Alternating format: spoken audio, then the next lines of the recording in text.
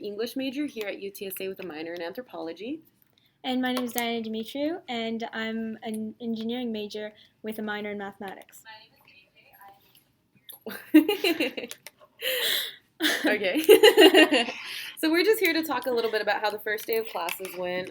Here we are, first day at UTSA, Diana. It's under our belts. So we're going to talk about a little bit what to expect from the semester, attitudes, first day stereotypes, and weather prep, because some of you are new to San Antonio, and the weather can be quite different from other places. If you are watching, feel free to drop a question in our chat. We also have our social media accounts going right now, so you can submit questions or conversation topics there. We'll be looking out for them. All right, so we'll start off with attitudes towards a class. Throughout our experience here at UTSA, we've learned that attitude plays just as big of a role as how well you prepare for the class. Yeah, it's not just this kitschy thing like, oh, beginning of the semester, stay positive. You really do need to stay positive because the attitude you go with in on your first day of classes is probably what's going to set the whole semester. So if you go in thinking, oh, I'm not going to like this class, or oh, I hear this is a really hard class, you're going to kind of expect that from it the whole semester, and it's going to play true to it because you're going to go into that. And take everybody's opinion with a grain of salt. Sometimes you'll hear about professors that they don't like necessarily or classes that are a lot more difficult, but think about yourself and think about the fact that your experience is very different from other people's. So don't just go in and say, well, so-and-so didn't like this professor, so I'm not going to like him. Give them a chance. Yeah, definitely go into each class respecting it as its own class, as its own subject. You know, there is something that you can learn from that. Something you can take away for it. And also it doesn't hurt to remember that you are paying for that class, so you might as well get as much out of it as you can. And another thing is you get as much out of the class as you put in. So if you only put in 60% of the work, you're going to get 60% of the result back. Yeah, so just an example of how something like this can happen. We all need our core requirements here at UTSA. I had one class that I was not looking forward to. I just needed to take it for that core requirement. And so I went in on the first day already complaining before I had even met the professor or heard the first line of dialogue in the class. And by the second week of class, I had realized I was in love with that class. And it just, yeah, it ended up being a really fun class, one of my favorite classes that I took that semester. But I had already chalked it up as something I did not like before I'd even gone in. So you never know. There are hidden gems out there. You might end up taking something, like I said, that you don't necessarily like or want to do, and you end up loving it, like I did. Same. I had several classes where I was like, I'm not going to enjoy it. I'm going to fail. And I ended up liking it so much that I'm minoring in mathematics because of it. Yeah, my minor too. So definitely keep an open mind and keep in mind that you are paying, like AJ said. Yeah. So you might as well get as much as you can out of it. Yeah. Okay, so we're just going to go ahead and move on to the next topic then, which is first day stereotypes. Do you have any ideas? I don't really know first day stereotypes. Is it like what you're expecting on the first day?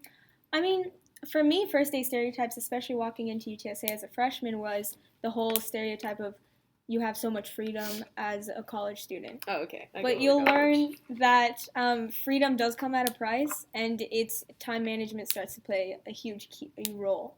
Like in high school, I got off with just doing the work in class or 10 minutes before class. But in college, I learned that I do need to dedicate a lot more time to studying. Yes, there's not a whole lot of homework assignments maybe in a class, but the tests start to add up and you need to be focused in those classes. Yeah, so I have a different experience. I had like really romanticized college in my head, so I came in picturing, everyone wearing like those little like Harvard style scarves and the sweaters and everybody like studying together in the library with coffee, which we do, but nobody's wearing those sweaters. It's like 90 degrees out here. Yeah, it's just very different from what I saw in the movies.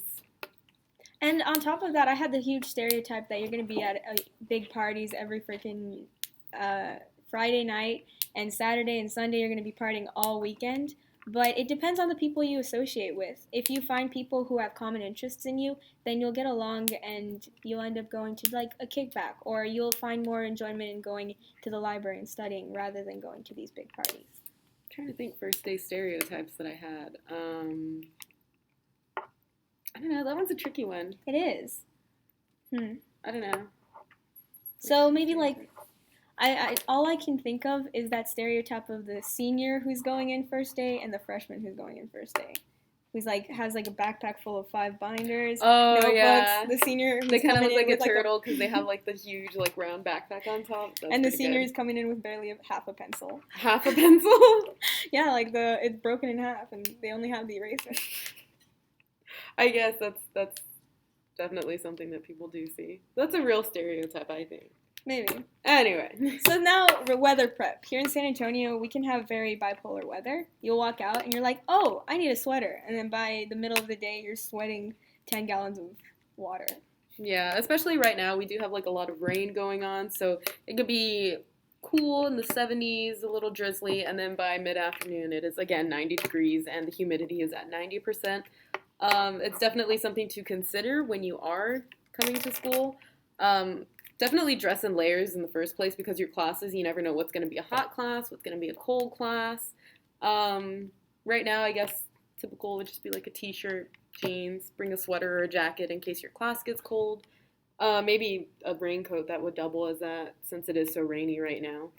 But definitely keep in mind to have like a water bottle, especially if you park in the far lots and you're coming in like 10 o'clock and you're parking way out there and you want to walk to your car. Have a water bottle handy so you don't get dehydrated, you don't get too hot. Just keep that in mind. Sunglasses will save your life.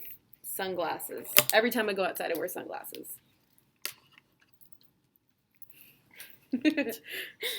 We just had someone motion to us that deodorant is also very important. We're just going to throw that out there. And if you want to, I keep a deodorant in my car just for if I'm going out to lunch and I'm like, ew, it's a little bit too hot. I didn't expect this much. Just freshen up. Yeah. There's no embarrassment in that. Personal hygiene. Do yourself a favor. Do the rest of us a favor.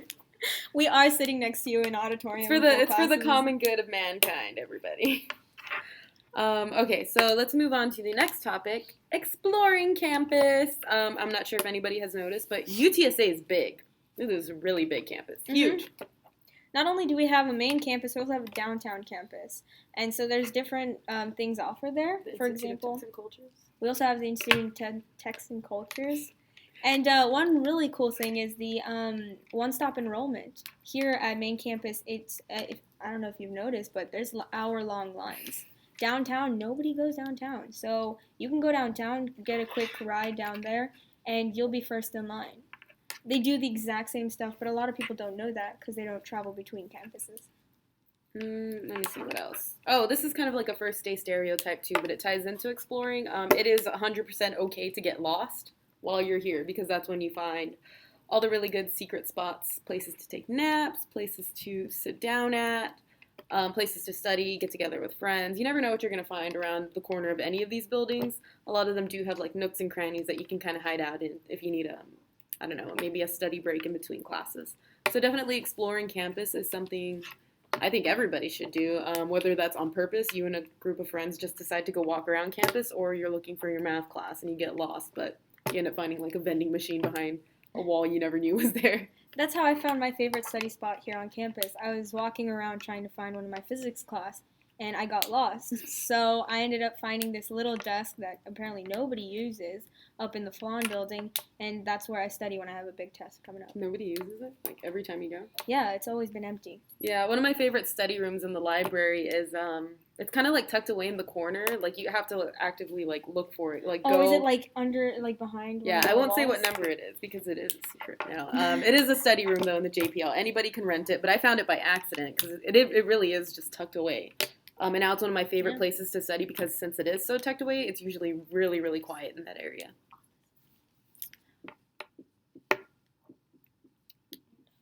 I don't have my glasses So on. definitely, exploring-wise, go to the buildings where your college major is located. Like, for example, the engineering majors have a lot of buildings here. AET, BSE, BSB, engineering building.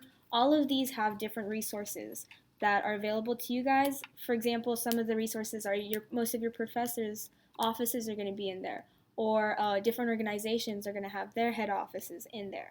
I don't know about the liberal arts. Yeah, liberal arts are kind of spread in different places. You have buildings. You have offices that are in the humanities building. I'm an English major, so I know that like a lot of the English offices are upstairs in the main building.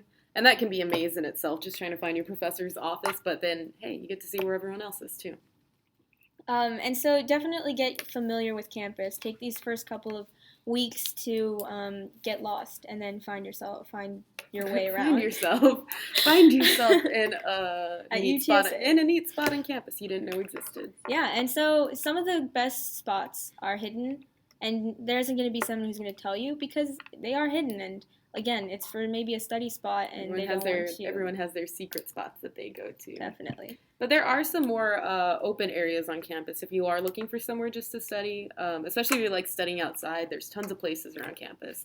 Just the Sombria, you saw how many people were there today. It was crowded.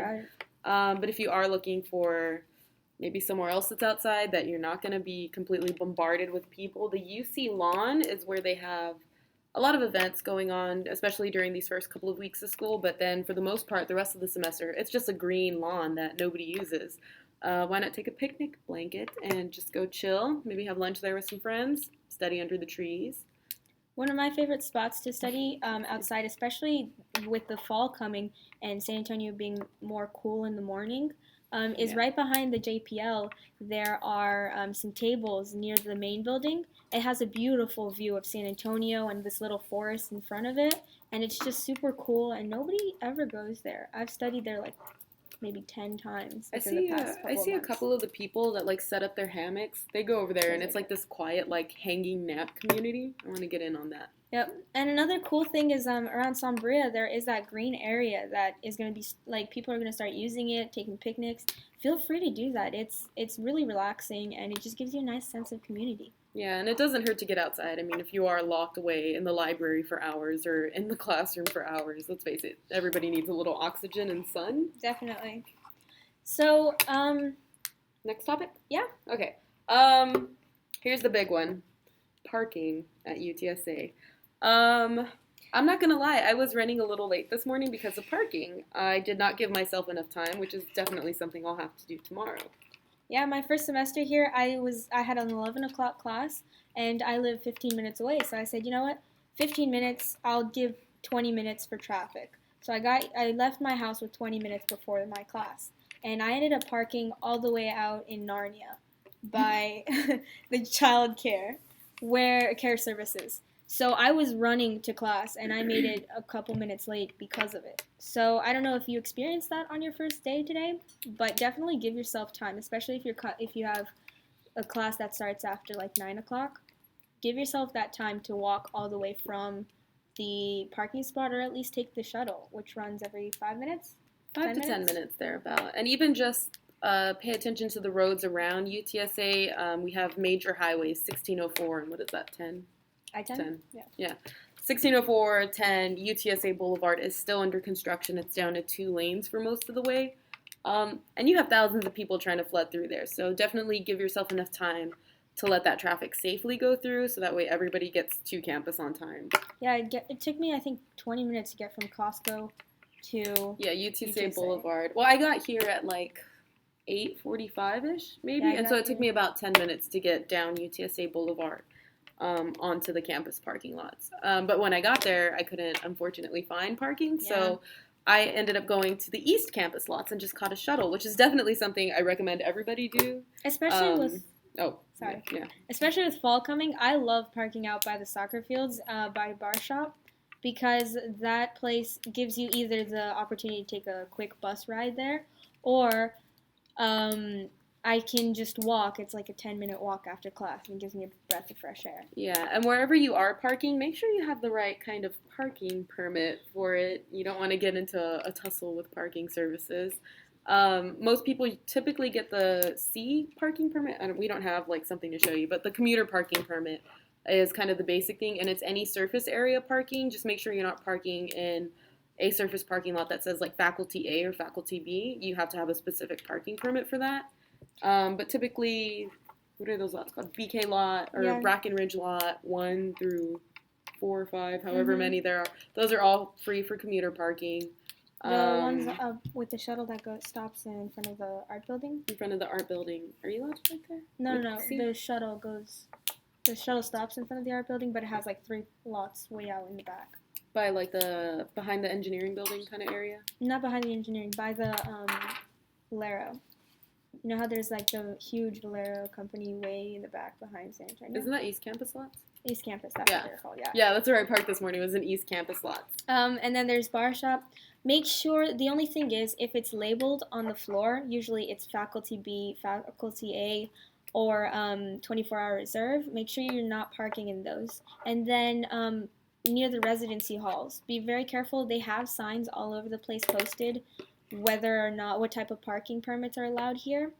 And so if you have a commuter C, you can park in any of the surface parking lots as long as there isn't something on the floor that says that. Yeah, right when you pull into a parking lot, it has a huge sign next to it, and they're color-coded, so you can just look for, I think commuters orange. So just look for the orange one, and it'll mean you can park in that parking lot. Yeah, it's really easy to see, but you have to be physically there, and you'll get it.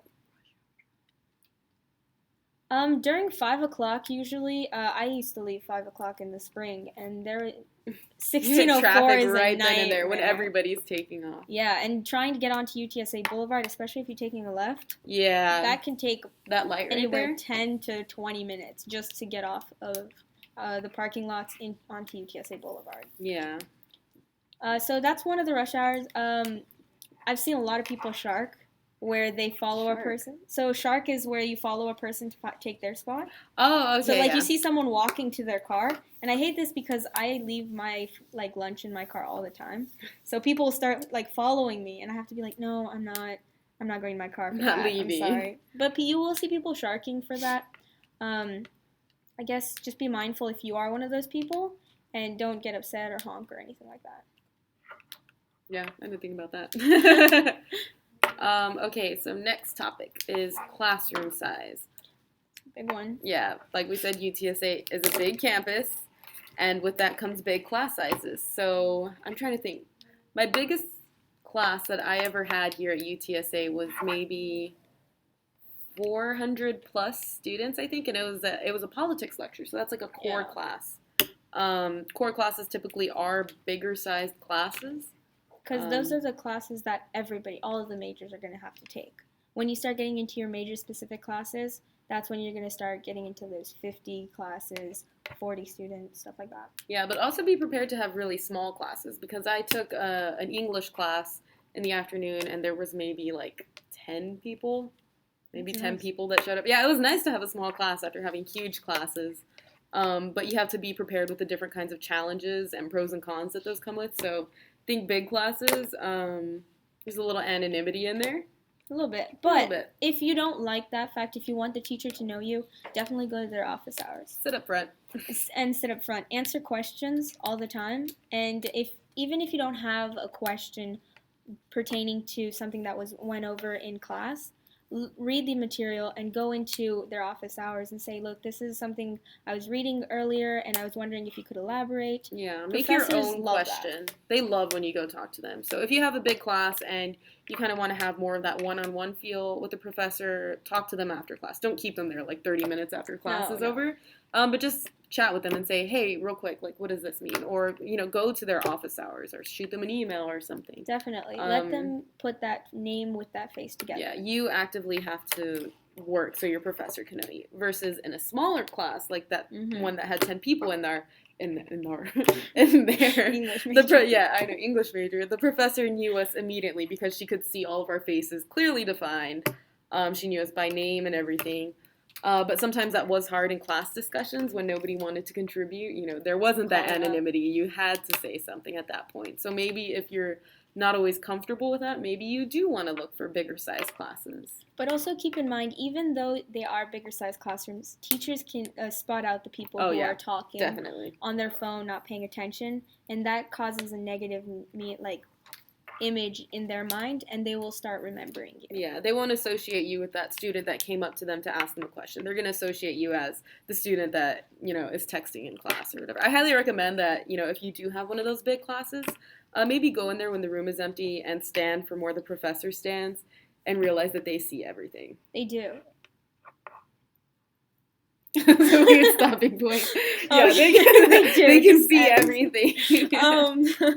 I had some professors where I would just email them questions, and so again, it's the same situation where nobody would answer a question, so all of a sudden they were picking on me because they knew my name. Yeah. But that's not a bad thing. Don't think just because a professor calls you out, it's because you were doing something wrong. Maybe they just don't know anybody else's name, and so they call on you. And that's, honestly, you just think of it as a positive thing because you get to show them that you are paying attention, you do know, or you get to show them that you're not understanding and maybe they can re-explain something that you didn't understand. So take it as a positive moment. Yeah, and going in line with the professors can see everything in big classrooms. A little personal anecdote here. They can hear more than you think, too. Oh, definitely. Yeah, because I remember one time a professor was giving a lecture, and I whispered something to the person sitting next to me. It was just like a little joke or whatever, and the professor, all the way at the front of the room, was like, "Did somebody say something?" And I was like, "Oh my gosh, they can hear everything." So they can hear and see everything. And another thing, just in case you're scared that you don't know anybody about like bigger classrooms, you can make that small class feeling by getting a group of friends together or just a group of people you sit around and say, hey, let's study outside of class. Let's make a group study and let's form this group message, group chat, and we can ask each other questions. Not only does that make it a smaller classroom feeling, but it also helps you understand the topic more. Not only, maybe you do understand everything, but they do say that once you teach something, you learn it 10 times better. Yeah, and I know it can be nerve-wracking, kind of like taking that first step and talking to somebody first, but more than likely, it's probably going to go well because they're probably waiting for you to say something first. And best advice I ever got was my first day here at UTSA, where my friend had told me just sit next to someone. Like, don't leave a chair between y'all. Just sit right next to them. Yeah, don't put your bag next to you because then you look standoffish and then they're not going to want to come sit next to you. And then when it comes time to study for a test, you realize you don't know anybody in the class and nobody wants to study with you. So, and last thing, real quick, announcements for this week, I guess. We are having a mentee mixer on August 26th. For our Roadrunner Transition Experience mentees to come and meet each other. This will give you an opportunity to socialize, just make friends, find people in your major. Yeah, and also here at Pivot Productions, we do have a couple of videos that we're planning on uploading sometime soon. One about studying. It's a Pokemon Go themed video, so you can look forward to that. There's also going to be a kickoff video where we'll be doing introductions of all the mentors who work for the Roadrunner Transition Experience. Yep. And the office themed video to show off our new space because as you can see, we're in a new office and we love it so much. It's bigger and it's better, and we want to thank the people who were able to make this possible. Yeah, definitely. So stay tuned. You'll see a lot more stuff coming up on our channel that's pre-recorded and also another live stream coming up soon.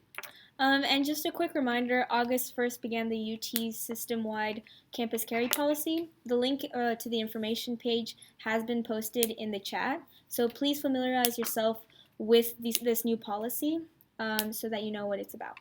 Don't forget to like and subscribe or like the video, subscribe to our channel. That way you can get notifications when we post new content. And this way you can be up to date with our live streams, and you can start asking questions if you have any, and we can answer them on the spot. Yeah, so just a reminder, I'm AJ. And I'm Diana. And this was the Pivot live stream. Thank you so much.